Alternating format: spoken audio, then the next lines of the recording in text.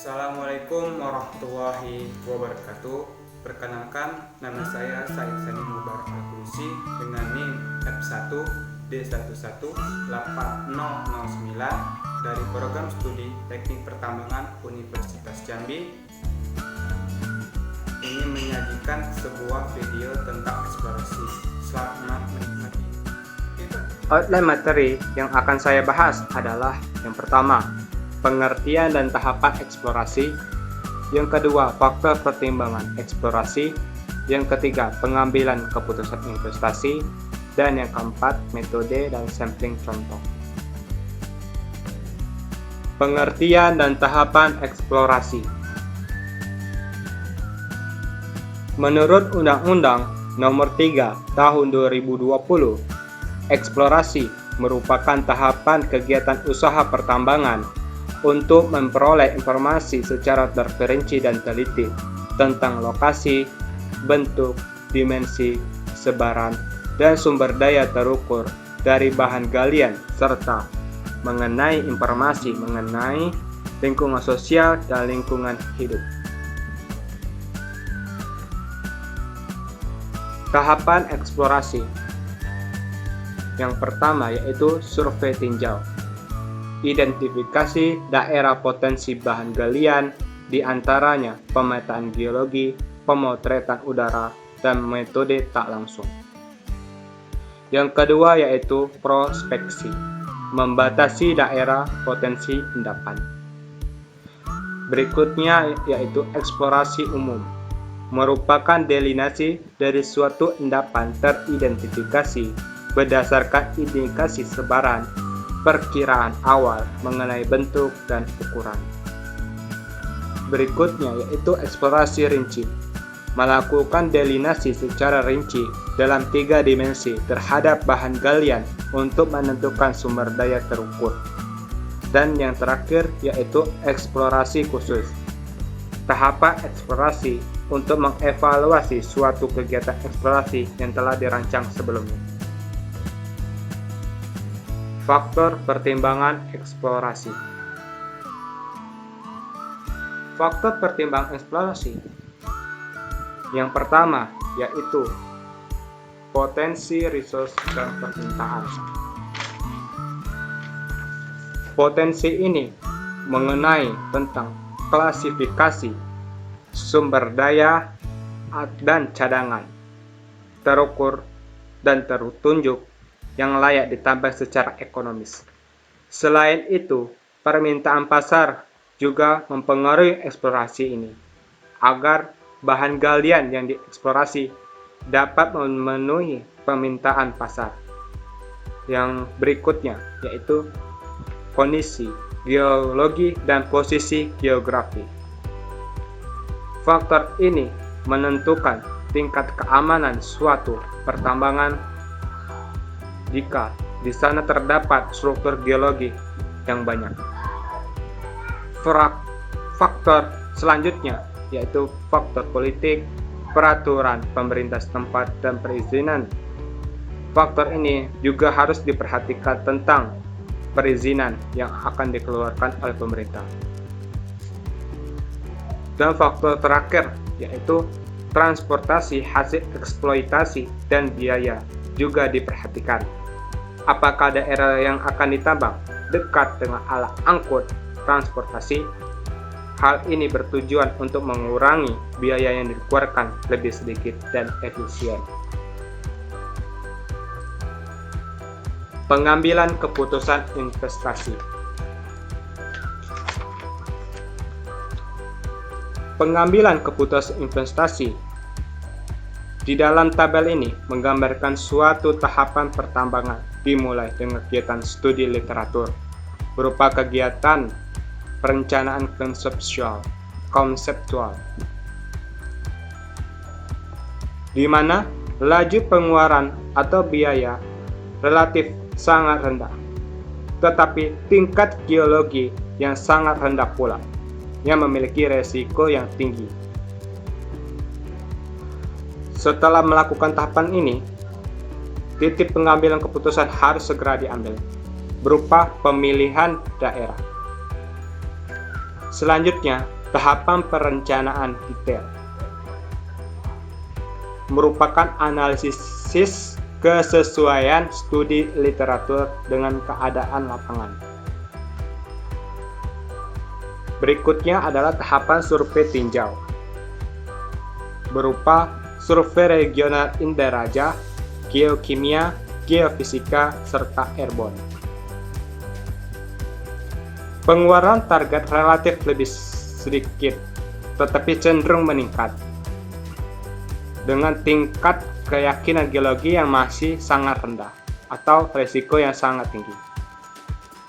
Setelah melakukan tahapan itu tersebut dengan baik, maka pengambilan keputusan berupa penyeleksian daerah target. Tahapan selanjutnya adalah tahapan pencapaian target berupa pemetaan, survei, dan sampling geokimia, survei geofisika, dan pemodelan endapan. Tahapan yang kelima yaitu pemboran dan sampling eksplorasi, berupa eksplorasi semi-detail, pemboran dan sampling semi-detail, analisis dan evaluasi cadangan. Pada tabel tersebut menggambarkan laju pengeluaran semakin meningkat dan semakin besar. Tetapi tingkat keyakinan geologi semakin besar pula, yang menyebabkan adanya penurunan resiko kegagalan dari suatu eksplorasi. Pada kasus ini, keputusan harus dilakukan berupa pre-studi kelayakan. Tahapan yang terakhir dalam eksplorasi yaitu pemboran sampling rinci dan perhitungan cadangan, berupa pemodelan endapan, yaitu uji geoteknik, uji hidrologi, uji hidrogeologi, uji metode pengolahan, uji kadar, dan perhitungan cadangan. Pada tahap ini, laju pengeluaran relatif lebih besar dari sebelumnya, dengan tingkat keyakinan geologi yang lebih tinggi pula. Pada tahap ini, ditentukanlah studi kelayakan suatu pertambangan.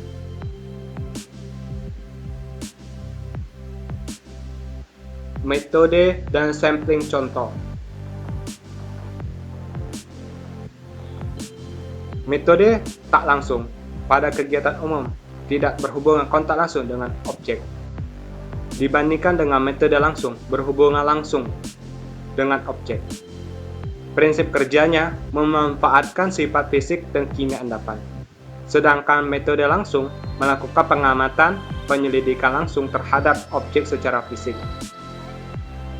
Tahap identifikasi. Metode tidak langsung, analisis terhadap anomali yang didapat dari pengukuran. Sedangkan metode langsung, analisis megaskopis dan mikroskopis. Metode tak langsung yaitu penginderaan jarak jauh, survei geokimia, dan geofisika. Pada metode langsung yaitu pemetaan, uji sumur, uji parit, serta pemboran dan sampling. Tahapan pada metode tak langsung dimulai dari pendahuluan hingga prospeksi. Metode langsung dimulai dari prospeksi dan eksplorasi rinci. Metode yang digunakan pada metode tak langsung berupa metode yang tinggi, sedangkan pada metode langsung lebih sederhana dan manual. Biaya yang dikeluarkan cenderung lebih murah, sedangkan metode langsung biaya persatuan luas relatif lebih mahal. Waktu yang digunakan relatif cepat, sedangkan metode langsung relatif lambat dan lama. Ketelitian relatif rendah, sedangkan metode langsung relatif sedang hingga ke tinggi. Metode eksplorasi tak langsung berupa metode geologi, analisis dan interpolasi peta topografi, analisis peta geologi, evaluasi terhadap data hidrologi, dan pembuatan sumber uji. Berikutnya, metode geofisika, berupa metode electric resistivity. Merupakan suatu metode geofisika dengan memanfaatkan sifat fisik batuan atau lapisan dengan mengalirkan arus listrik. Berikutnya, metode gravity. Merupakan metode yang digunakan untuk memanfaatkan kontras densitas batuan. Metode ini pasif, tidak melakukan injeksi.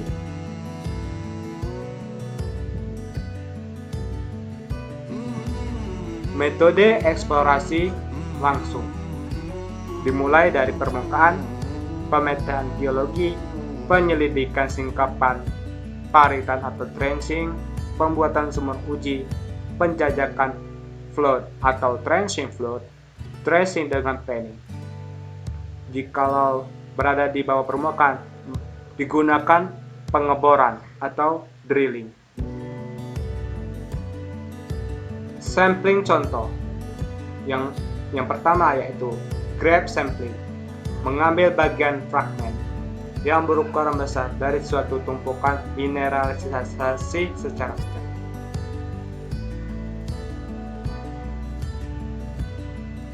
Grab sampling.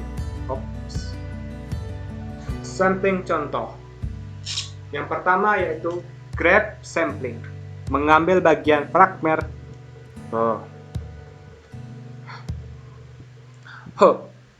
Sampling contoh.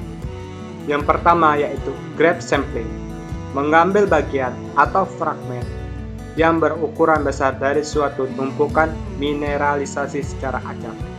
Yang kedua, chip sampling, mengumpulkan pecahan batuan atau rock chip melalui jalur lebar 15 cm yang memotong zona mineralisasi.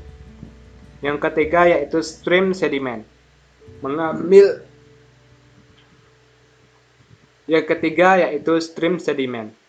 mengambil endapan pasir atau endapan aktif untuk mendapatkan petunjuk mengenai mineralisasi di hulu sungai. Yang keempat yaitu core atau inti bor, mengambil contoh dari lubang bor dengan menggunakan peralatan khusus atau core barrel. Yang kelima yaitu cutting, potongan batuan di luar core atau dinding lubang bor yang terbawa fluida.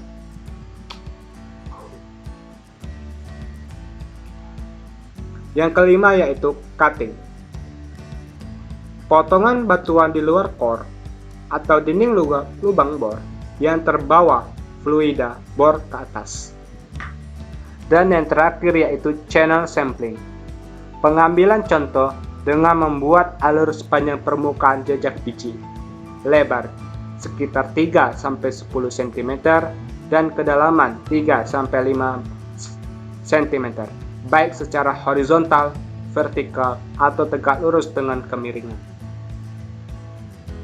Terima kasih atas perhatiannya. Saya akhiri. Wassalamualaikum warahmatullahi wabarakatuh.